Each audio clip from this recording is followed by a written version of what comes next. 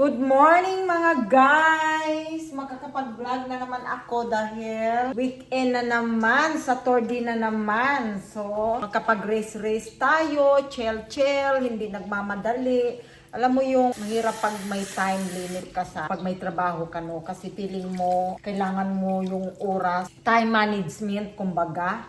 Parang nai-stress ako ng ganun, sa totoo lang.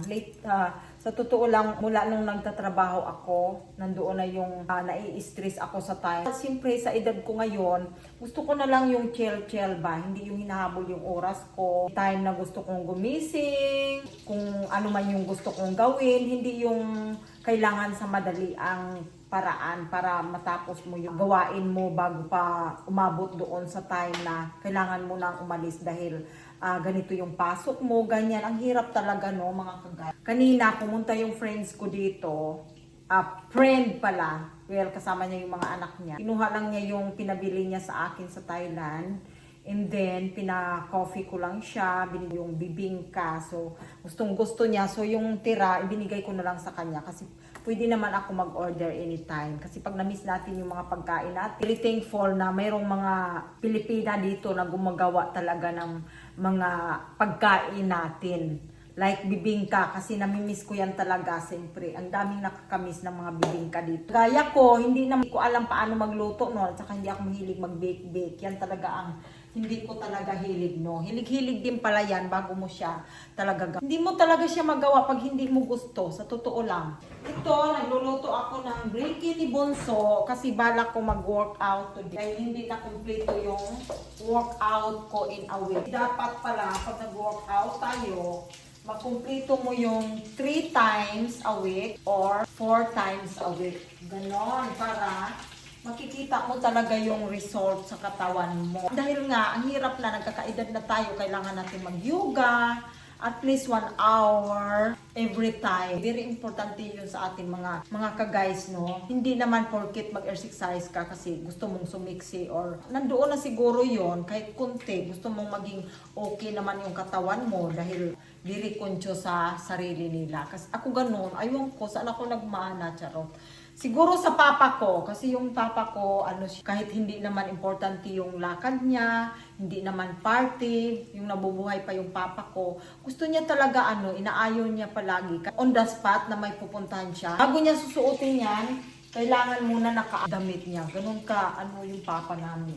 Pitukuloso, para something like that ba, may tawag siya. So, ito yung breakfast ni Bunso. Alam mo, malaki na yan si Bunso. Kaso lang sometime, aywan ko ba bilang nanay, no? Tayong mga nanay, kahit malaki na yung anak natin.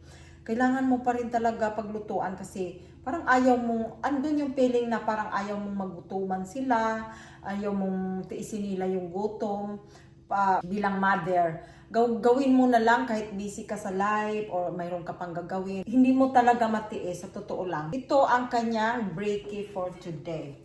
Kasi nagtatanong siya kanina, anong oras daw ako magluluto. Usually talaga, hindi ako nagluluto in the morning. Kasi nga, every dinner na lang ako nagluluto. Yun na yung pinaka big meal. Kasi hindi ako nagluluto ng big meal pag mga morning or lunch. Kung ano na lang yung mga tira-tira, yun na lang yung kinakain namin. So, ayan si Bunso, dumating na. Nutusan ko kasi siya ng milk. Kasi naubusan na pala kami ng milk. Mag-i-smoothie ako bago ako mag-exercise. Ayan. Ayan na yung aking smoothie. Nilagyan ko siya ng carrot, pino, avocado, banana, and then yung protein. Nalo ko na dyan. Ito yung protein natin na ginagamit ko. Ayan, nilahok ko na siya dyan kasi hindi siya masarap pag sa water mo lang imimix. Tapos ang hirap niyang haluin, nagbuo-buo. Ang ginagamit namin ay extra light milk. Okay? Pag cream, fattening na siya. Lalagyan ko na siya. Ayan, lagay ko na dyan. Sarap kasi pag milk. Hindi naman lahat milk. Lalahukan ko din siya ng tubig. Maglalapot din. Kaya sa mga nagda-diet, gamitin nyo yung light milk na gatas. Huwag yung cream. Pero depende pa rin sa inyo ano yung gusto mo. So, ito na ang ating blender. Ayan. Sus, madami pa. Breakfast ka na, nak! Eat ka na ng dyan. Kanin. Yung kanin namin nandyan sa fridge. Nga, napapanis. Summer na kasi dito. And, i-ready na natin. Ito na. Ay, hindi ko alam kung naka-on to. Ang layo kasi nito. O, yun. Hindi yata ito sulpak. Guys. Diba? yata to. Ay, meron pa rin buo-buo. So, ayan lang. Kung pwede pa kayong mag-add mga ibang gulay. So, ito na yung pinakaano ko, lunch ko. So, iniwasan natin talaga na mag-rice tayo ng marami. Once a day mag-rice kasi napapalaban talaga ako ng kain, ng todo. Yung nasa Thailand kami, sa Bangkok, grabe. As in talaga, big meal in the morning, lunch, dinner.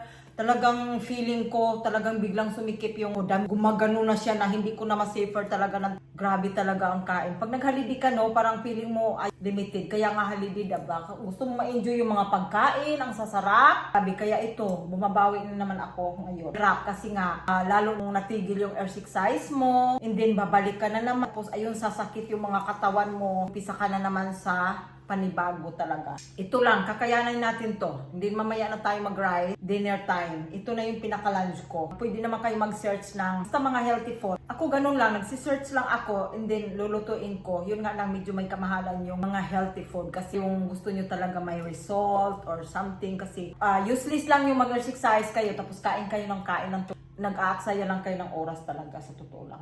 Nakakabusog siya, healthy pa, watery. Pwede niyong haluan ng celery. Maganda din yon. Lagyan natin nito mga kainday ang ating buhok. Kasi maganda daw ito. Tatry natin. Ayan. Ayan. Ayan. Ano siya? Hair treatment oil. So, gaganyan na natin siya dyan. Akala ko to, parang ilalagay mo siya sa buong buhok mo. Kaya tuloy nung first kong lagay nito, parang nanlalagkit yung buhok ko. Kasi mali pala yung pagkalagay ko. Mabuti na lang, nakita ko sa TikTok. Ginaganon-ganon lang niya.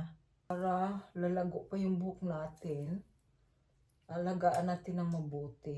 Order ko to siya sa Glow. Glow Skincare. Marami silang product from US pa yata to eh. Kasi medyo matagal siya na. At saka yung price nila, American dollar. Ito siya, Rosemary. Yan. Para ma-maintain natin yung ating buhok.